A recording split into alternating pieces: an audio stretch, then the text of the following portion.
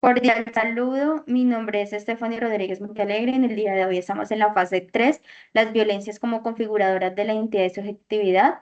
Esto, estamos en el curso de subjetividad, comunidad e interacción social, con la tutora Ana Marisol López Urbano. Este video se realiza hoy, el 20 de abril, el cual vamos a conocer diferentes reconocimientos de violencias estructurales y simbólicas cotidianas y tiene como propósito identificar y desnaturalizar la violencia estructural, simbólica y cotidiana de forma invisible en nuestro entorno. Bueno, inicialmente, ¿cómo se manifiesta la violencia en mi vida cotidiana? Actualmente no experimento violencia en mi área personal, familiar y demás factores que me relaciono, pero sí identifico violencia en otro tipo de personas. Bueno, la primera es la identidad de género y la sexualidad. ¿Qué forma de control o exclusión emerge en torno a los cuerpos y las expresiones de género? Primero que todo, la vigilancia y la autocensura, el miedo a los juicios que sufre el ser humano. La patologización, la herencia a considerarse enfermo, aquello que es capaz de realizarla normalmente. La exclusión estructural cuenta con barreras laborales que permiten la existencia de identificación no normativas. El género es una construcción social que se impone mediante la repetición de actos, lo que sale de la norma del castigo para la preservación de la ilusión y la naturaleza binaria, según el autor Judith. Eh, los estereotipos se normalizan por medio de la socialización. La familia impone roles o expectativas desde la infancia que este niño a corta edad debe cumplir. Hegemonía cultural, los miedos se refuerzan mediante moldes o convirtiéndose en arquetipo el único estándar que se demuestra. Por eso nuestro autor Simón nos dice que no se nace mujer o no se nace hombre. Ningún distinto biológico define la figura del ser humano. La parte de la racionalización nos dice que la discriminación se manifiesta debido a que la persona se considere menos en entornos sociales, laborales o institucionales, donde éste pierde la identidad, tanto en tolerancia, jerarquización, marginación y demás factores, donde los autores como Michel nos dice que el régimen de la verdad sobre discursos repetidos aceptan hechos que no viven. Pierre nos dice que el hábito es la estructura social internalizada como conducta propia. Y Judith nos dice que la repetición de actos crea la ilusión de la naturaleza no biológica.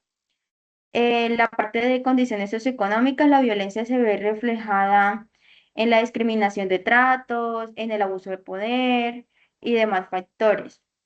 Esto también influye en la restricción del capital, en efectos de salud mental y autoestima y motivación hacia sí mismo como un ser humano, en la desigualdad de la participación de la ciudadanía y en la segregación educativa y profesional.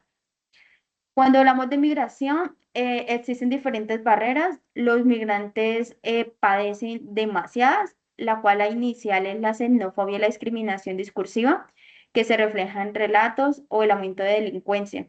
La parte de aporofobia, que muchas veces estigma que el extranjero no cuenta con el dinero suficiente y lo juzgan por su vestimenta, por su apariencia y demás. Las barreras administrativas y legales, la falta de documentación y, y los estigmas laborales, la creencia del migrante que viene a quitar trabajos o demás factores. Esto a ellos les limita la salud, sufren mucho de explotación laboral, obstáculos educativos, invisibilidad financieras y demás factores. Cuando hablamos de discapacidad neurodivergencia, son barreras mentales que imponen la sociedad a diversa clase de ser humano o a diversa, por decirlo así, población, donde ellos sufren etiquetas que asocian con ciertos grupos, donde cuando los medios de comunicación o libros o historia omiten este grupo específico, donde el lenguaje es excluyente. Entonces nos dicen que en el plano de los sistemas, la exclusión que ocurre es funcional y para el ser humano parece normal. En cambios institucionales, las políticas no, o los marcos legales no aplican directamente y no garantiza la educación y la salud. En la parte social, la empatía y la solidaridad aporta a la convivencia.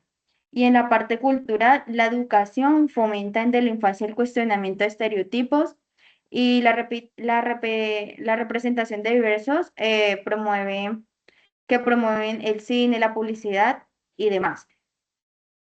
La violencia institucional. La violencia institucional requiere transformación en tres niveles. Primero, en cambios institucionales, que es la parte de políticas y justicias, la parte de cambios culturales, que son valores y creencias, y la parte de cambios sociales, que es la empatía y la participación ciudadana.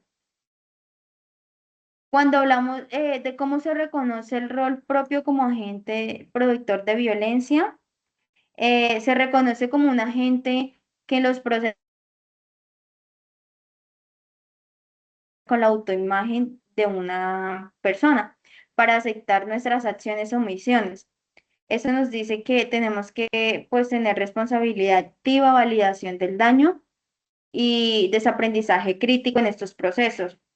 También acá muestro un momento la parte de aprendizaje que nos dice que el aprendizaje al confrontar esas dimensiones, esto promueve nos promueve que la violencia no es solamente malos, sino de quienes piensan. También promueve que la responsabilidad no nace del impacto, sino de la intención. Y reconoce la violencia como el primer paso para responderla, según los autores Lewis, Paulos y Ara.